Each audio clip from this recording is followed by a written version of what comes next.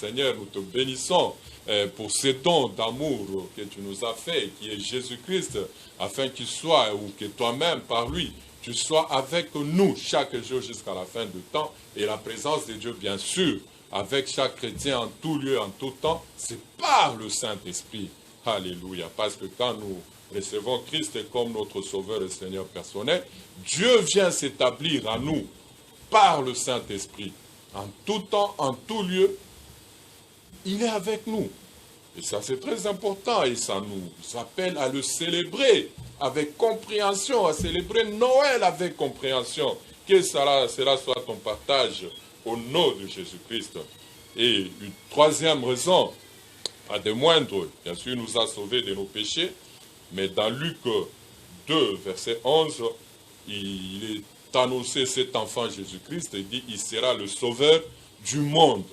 Il sera le sauveur du monde. Et laissez-moi vous dire que depuis que Jésus-Christ est mort pour nos péchés à la croix, qu'il a été enterré, qu'il est ressuscité au troisième jour et qu'il est remonté au ciel pour être avec Dieu et avec nous en lui, à la droite de l'Éternel intercédant pour nous, le Saint-Esprit est venu habiter en nous et le salut a déjà été donné à l'humanité tout entière.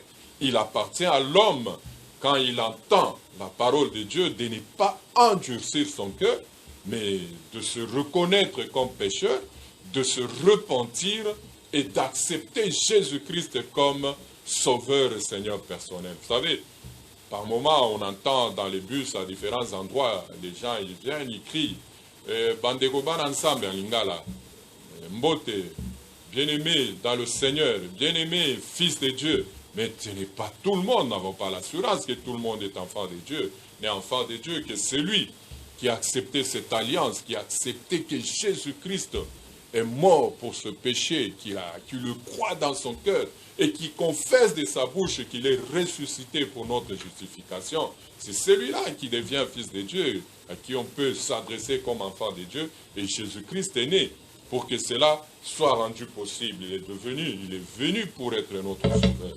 Il est venu pour nous sauver. Alléluia. Il est venu aussi pour nous donner la vie éternelle, la Zoé, la vie de Dieu, la vie qui ne finit jamais.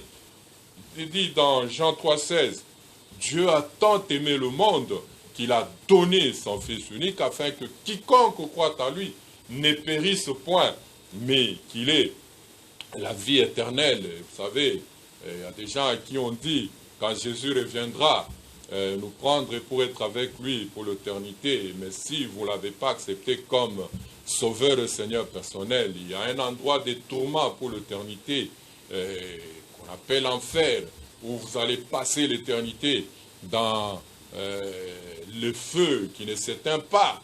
Les gens croient que nous blaguons. Bien-aimés, vous tous qui n'avez pas encore donné votre vie à Christ, sachez que l'enfer existe. Choisissez, pendant cette saison ici où nous célébrons Jésus-Christ, de comprendre pourquoi il est venu et de reconnaître que vous êtes des pécheurs, privés de sa gloire pour l'éternité si vous ne l'acceptez pas comme votre Sauveur et Seigneur personnel. N'endurcissez pas votre cœur à l'écoute de la parole de Dieu. Pendant que je parle, vous pouvez être membre d'une famille chrétienne, votre père peut être bishop, il peut être pasteur, il peut être, je ne sais pas, archbishop. Mais si vous n'acceptez pas personnellement Jésus comme votre Sauveur et Seigneur personnel, vous n'acceptez pas qu'il est mort pour vos péchés à la croix, qu'il est ressuscité pour votre justification, vous allez, même fils de pasteur ou je ne sais pas quel grand serviteur de renom, vous allez passer l'éternité en enfer. Que Dieu ne permette pas cela au nom de Jésus-Christ, parce que Jésus est né pour nous sauver, il est né pour nous donner la vie éternelle. C'est pourquoi lui-même pouvait dire dans Jean 10, 10, « Je suis le bon berger, je suis venu afin que mes brebis aient la vie et qu'il ait en abondance une vie qu'on appelle Zoé, la vie confortable, la vie éternelle, la vie dépourvue de mauvaises choses de cette terre qui est entre les mains du diable. Bien sûr, il ne faut pas oublier que la foi doit être en place. Nous sommes sauvés par grâce au moyen de la foi et cela ne vient pas de vous.